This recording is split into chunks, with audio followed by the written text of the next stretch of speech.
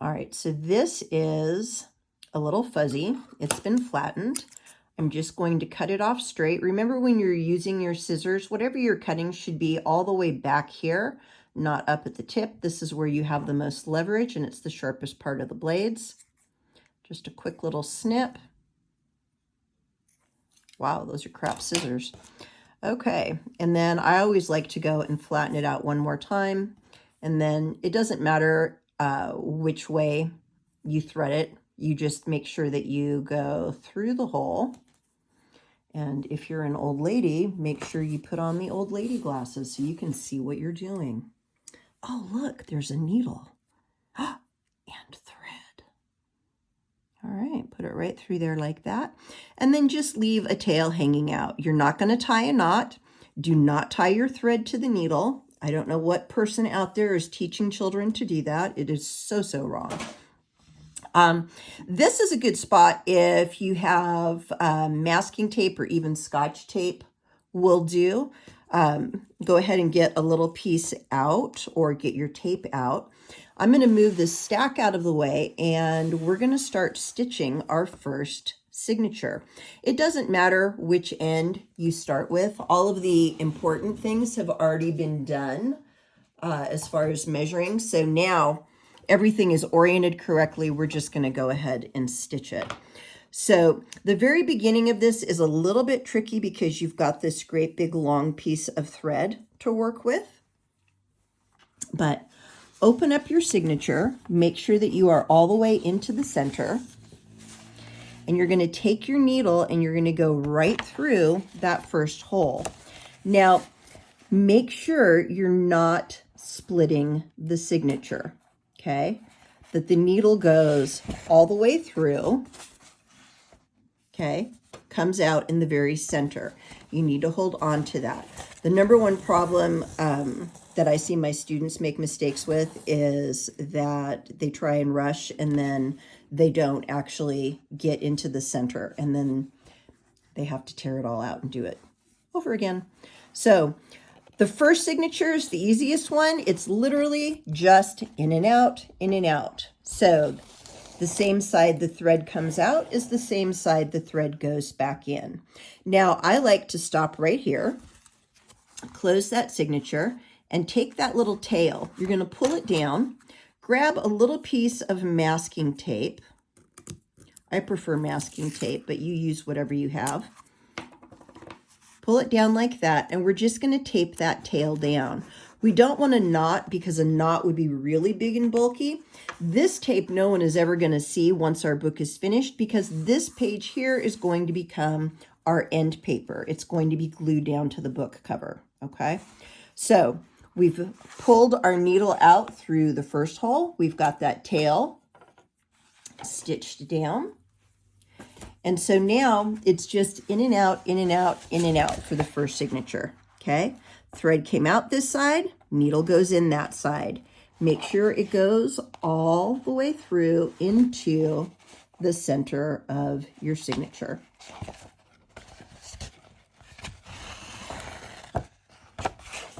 Okay, so you should never have threads going around the outside edges of your pages, okay? They should all be contained right along the spine of each signature. So back to the inside. Now here's a trick. You need to keep these stitches tight, otherwise your book is going to be very floppy, and floppy is only good in like bunny and puppy ears. You need to keep this tight. When you tighten it, you only pull your thread in the direction that you are sewing. If you pull it straight out, like you might if you were sewing fabric, it will actually rip right through that paper. And it really doesn't matter how heavy your paper is, just trust me, it will rip. So tighten your stitch, grab it, and pull it in the direction you're sewing. So I'm sewing from left to right, so I'm going to pull my thread from left to right and just snug it up a little bit. You really do want to keep these stitches tight. It's going to make all of the following steps much easier. It's going to make your book much stronger, much more durable. Let's see how many times I can use the word much. So turn it over, Go into the next hole. Now, I might have done this a couple of times before, so if you're not working as quickly as this, don't worry about it. Also, if you, like myself, opted for black paper and black thread, just know that's going to be a little bit harder to see. Take your time. Use good light. Don't make it harder for yourself than it needs to be, unless that's, how you choose to do art. Some people insist that all art is born from pain. I think I disagree. So, coming up to the very end here, I've got one more hole to go through. So I've gone all the way up. And remember, we always start stitching. The first stitch enters from the outside of the signature. Okay, so I'm snugging up those stitches, fishing my needle back, and I'm going to come out here. This is the last hole. Bum, bum, bum. There we go.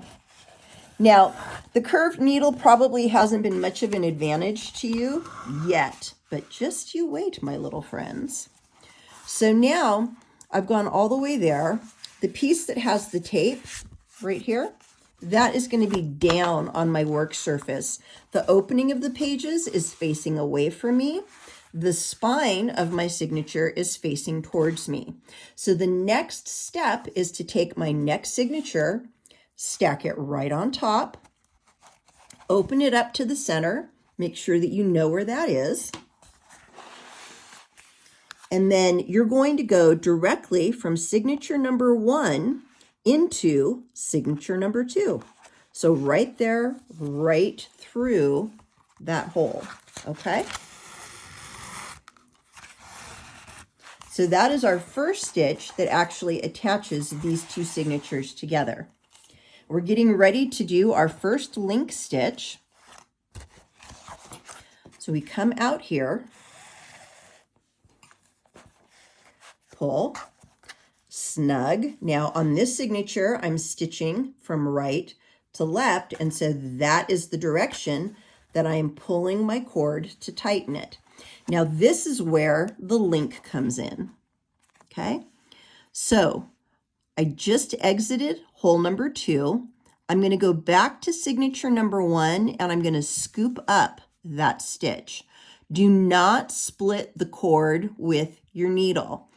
The easiest way to do that is to let your needle go kind of sideways instead of up like that, and just slide it right underneath that thread. You're going to pick up that thread, pull that stitch all the way through, and can you see how that makes a little X right there? That is the link that makes the French link stitch. And what's cool about this stitch is that you're going to have a whole series of little, it'll look like X's and Y's, or alternating X's. So now that I've linked to that signature, I'm ready to go right back in to signature number 2. Make sure that you are going out through the center of that signature and that you're not splitting the signature, okay? Pull, pull, pull. That is my first link stitch. Now, on the inside of my book, I'm going to snug up that stitch, take my needle, and now I'm ready to go through and do my second link stitch. So each signature is going to have 3 link stitches and 2 kettle stitches. Wait, what's a kettle stitch? She didn't tell us about a kettle stitch. Well, a kettle stitch is how we end rows of stitching in bookbinding, and it's really similar to the link stitch, and I'll show it to you when we get to the end of the signature. So I just scooped up again. Now I'm ready to go back into signature number 2.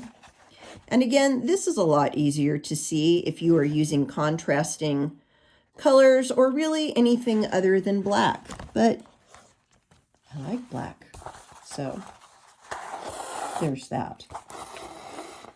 Pull, pull, pull, snug it up, exit the signature,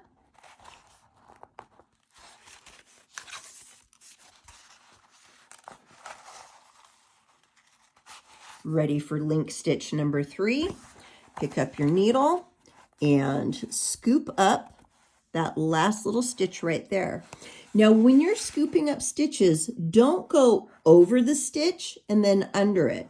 You always want to keep your needle and thread traveling in the same direction, okay? We're not going to cross over stitches. We only go under stitches. So, pull, pull, pull.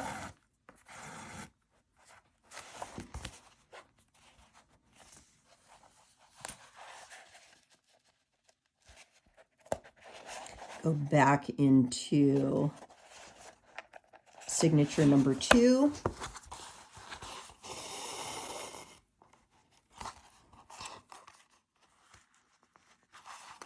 And then we're ready to exit this signature. So in the center of each signature, you can see you're going to have 4 very nice even stitches.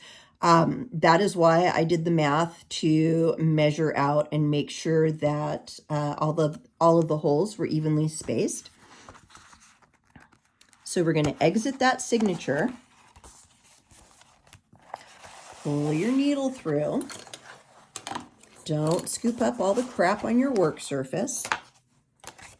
I'm notorious for having a cluttered work surface.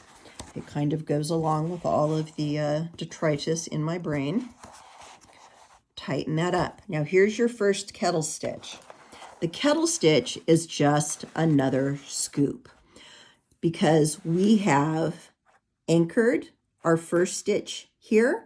We're just going to scoop through that thread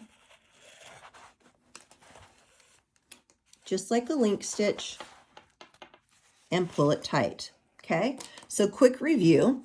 This is signature number 2. We've got nice stitches. I like to go through and check mine, and if I can pull them like that, then I know that stitch isn't tight enough. Okay, so again, I'm going to just grab it, snug, snug, snug.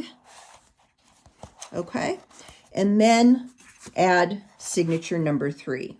Now, that kettle stitch is going to happen again when we get down here. You're going to scoop up at that location. Now, I will do one more signature with you, and then I will let you get to sewing. So we always enter a signature for the first time from the outside. Open it up, pull that thread through. Pull, pull, pull, make sure it's not tangled on anything. You're going to exit through the second hole.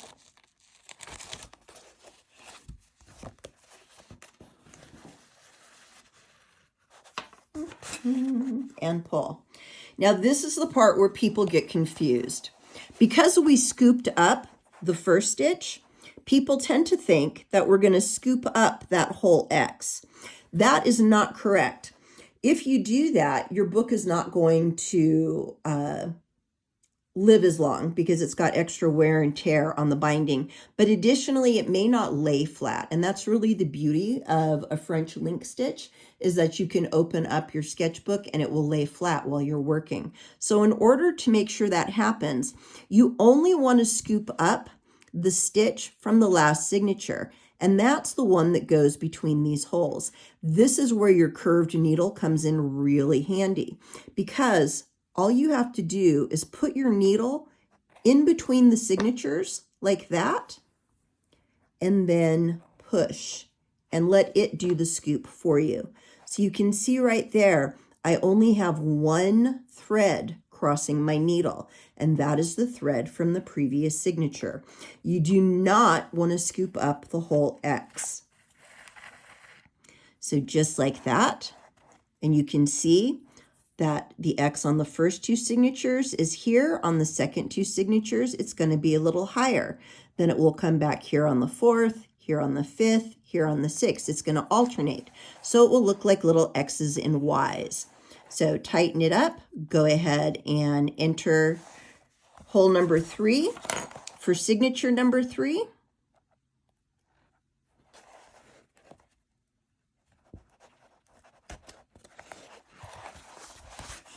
The other thing you might notice about bookbinding needles is that they are not really sharp. This is another reason why we go through and we make all of our holes using the awl tool instead of trying to just sew it with the needle. The needle is actually kind of rounded, which is really a good thing because honestly, you would probably stab yourself multiple times trying to force a needle through 5 pages of paper. So one more time on the link stitch. Again, don't scoop up the X. Go right between the previous 2 signatures, right above the X. Rotate your needle and let your needle do the work for you, okay? Use your tools intelligently. Let them do what they were designed to do. Sometimes we make our processes so much harder than they need to be because we never take the time to learn about our tools. All right, I have split that signature, so I'm going to back that one out and try one more time. Get in there, you booger. There we go. Yes, I call my artwork names. Sorry, not sorry. Okay, so we've come up through there, down through here. This is the last link stitch for the 3rd signature. So I'm going to go right between the signatures, just scoop my needle in like that. Scoop it around and let the curve do its thing. It should pop right out unless I've done something incredibly foolish and stabbed my book. Not gonna lie, that's happened. It's okay. It's not fatal. It's just paper and string. Okay. Now I'm going to enter back there so you can see that I've scooped up only that one thread. I'm going to enter my signature again.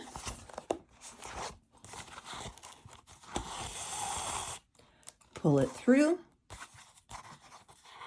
Grab your thread.